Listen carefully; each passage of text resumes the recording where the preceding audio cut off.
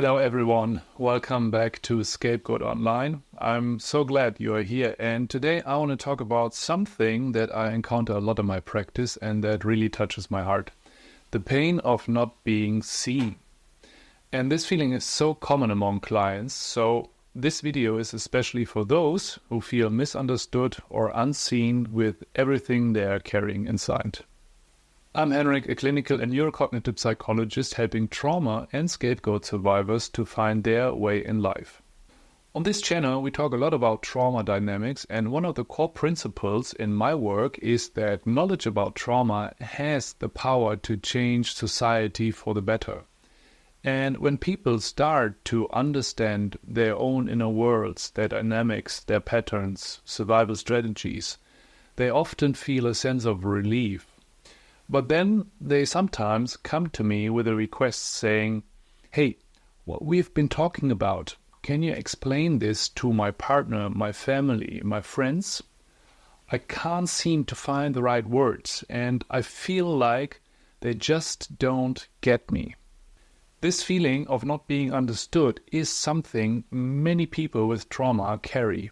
And it's not just about being misunderstood, it's about feeling of being invisible. And this often happens because people who have experienced trauma develop strong coping strategies to adapt and function in the world. And I want to show this with 3 examples to highlight the different ways in which the same thing can show up. Let's talk, for instance, about Julia, a fictional client. Julia is in a toxic relationship for years, and despite understanding how harmful it is, she can't seem to leave. And people around her often judge her as weak, thinking she's just dependent or too afraid to be on her own. But Julia's situation is much more complex. Her inability to leave isn't weakness, it's the result of deeply ingrained trauma dynamics that pull her in different directions. And she needs all her energy just to make it through the day. And then there is Jonathan. He has carried a heavy burden since his childhood. He grew up in a household where emotional neglect and constant tension were the norm. So his parents were often consumed by their own issues, leaving Jonathan largely unnoticed.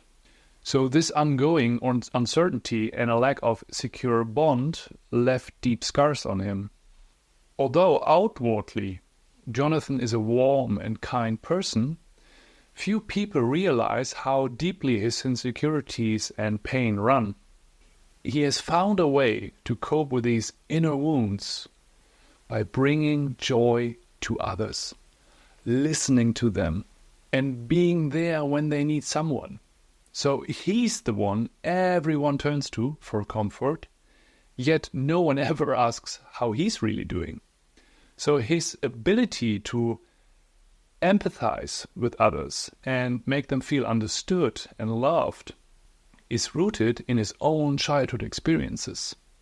And while many see him as someone who enjoys life to the fullest and always is positive, this actually is a mask he has perfected to hide the emptiness and pain within. And then finally there's Sarah, a fictional client who represents many of the people I work with, and maybe even some of you watching this. Sarah is someone who was completely traumatized at a young age and continued to experience trauma throughout her life. And when Sarah walks into a room, she lights it up, right? She's full of life, deeply caring, and she has achieved so much in her life. You would never ever guess she's carrying the weight of her trauma, because on the outside, she looks like a high performer. But this strength isn't just a facade, it's a survival mechanism she developed to protect her deeply wounded inner self. And behind her radiant exterior is someone who works incredibly hard every single day to maintain this image of perfection. So Sarah struggles with panic attacks, sleepless nights, and the constant pressure to keep it all together, right? Only those who know her very well, who have built deep, trusting relationship with her over the years can see beyond the strength that she projects.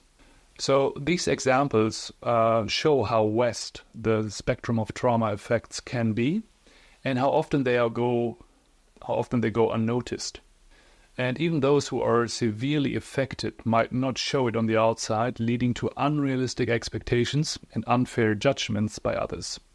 We often look at people from a perspective not understanding the full extent of what they are going through. So that's why it's so important to raise awareness and to advocate for better understanding. Trauma survivors carry the weight of their experiences 24/7. It's a full-time job just to keep going, to maintain some semblance of normalcy, and to keep from breaking down, right? So, but because these struggles are internal, they are often invisible to others, right? Another issue for many trauma survivors is the lack of witnesses. So much trauma happens behind closed doors, with no one around to see it. And this absence of witnesses can make a person feel incredibly lonely and even doubt their own experiences. If no one else saw it, how can they be really sure it happened, right? And in practice, one of my roles is to be that witness. I validate their experiences, showing compassion and confirming that what they went through is real and that it matters. And this can be a crucial step in the person's healing process. So what can you do when you feel unseen, or if you feel unseen? First, start with self-recognition. It's crucial to begin by acknowledging your own experiences, emotions, and thoughts. This self-recognition is the foundation for everything else. It allows you to understand your inner world better and gives you the clarity needed to express it to others. The key here is to witness what's happening inside you, even if it feels strange or sometimes even overwhelming, right? So what you are experiencing has a reason. It's not a curse. It's not something inherently wrong with you. Often these feelings are results of old wounds that haven't fully healed yet. And understanding this can help you see your emotions not as flaws, but as signals pointing to areas in need of care and attention. And getting to the root of these feelings is incredibly important. So if you are unsure how to begin, or if this process feels too overwhelming, it's essential to seek help. And reaching out for support can make a significant difference in navigating and understanding these complex inner experiences. So second, try to open up. And when you are ready to open up to others, it's important to do so with people you feel safe with. Begin by sharing with those who have earned your trust, those you know will listen and support you without judgment. And it's especially important to avoid opening up to people who may have contributed to your trauma in the past, right? These individuals, sometimes referred to as perpetrators of your trauma, are not the right audience for your vulnerability.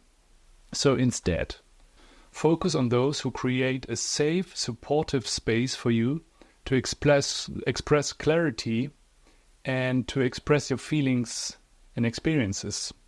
Clearly communicate your needs and boundaries in these relationships and stand by them even when it's challenging, right? The most important word here is permission. Permission, giving yourself permission to take up space and express what's important to you without feeling guilty, without feeling ashamed. For many, the biggest hurdle is allowing themselves to even have needs, let alone assert them.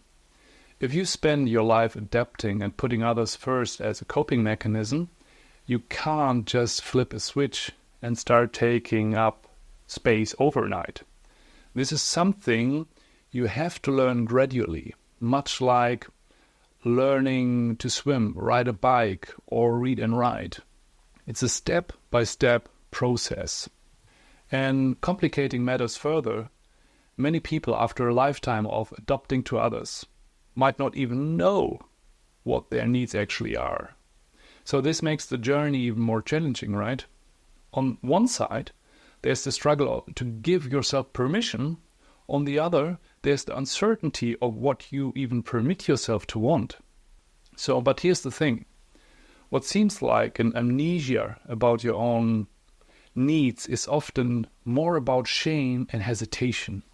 Deep down, we usually know what's right for us and what we truly want. Maybe not down to every detail, and that's, by the way, a myth. The idea that once you are healed, you will always know exactly what you want and need, and that your life's mission will be crystal clear. That's not realistic. In reality, when we are honest with ourselves, we often have a sense of what's good for us, where we want to go, and what we need or enjoy.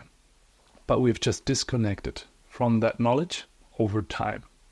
So the goal is to reestablish that connection in everyday life situations, starting with small, spontaneous decisions. Take, for example, something as simple as choosing a meal at a restaurant. Maybe you observe this too. Sometimes, or some people, struggle to decide, often asking their partner what they are having and then ordering sometimes the same. So this is a small but telling example of how we can lose touch with our own preferences. And by starting to make these small decisions on your own, even risking being wrong sometimes, you begin to reconnect with your true needs. And as you do, you will find it easier to give yourself permission to stand by those needs and express them. And additionally, make sure you are taking care of yourself in the best way possible every day, right? When you prioritize your well-being, you not only improve your own life, but you also increase the likelihood that others will notice and respect your needs. It's about doing what's best for you consistently, every day. Become the adult you would have needed as a child. All right, I repeat the sentence. Become the adult you would have needed as a child. And it's also important, and that's my final mark, to set realistic expectations for others. Not everyone will understand your deep inner world, and that's okay. However, it can be frustrating and painful because it seemingly reinforces the original experiences of not being understood, right? So, but remember, it's not necessary for everyone to fully comprehend your experiences. Instead, focus on those who have the capacity to understand and support you. Educate them gently if needed, and be patient as they learn. Recognizing that not everyone needs to know the intimate details of your life can also be freeing. It allows you to protect your energy and share your experiences selectively with those who have earned your trust and who are capable of providing the understanding and support you need. Okay? So to wrap this up, the pain of not being seen can, especially for trauma survivors, can lead to deep isolation. Healing starts with recognizing your own worth and needs, even if others don't understand. Reclaim your space, reconnect with your true desires, and find supportive people who get it. Your experiences are valid, and the right support can make all the difference. So thank you for joining me today. Take care, and I look forward to seeing you in the next video.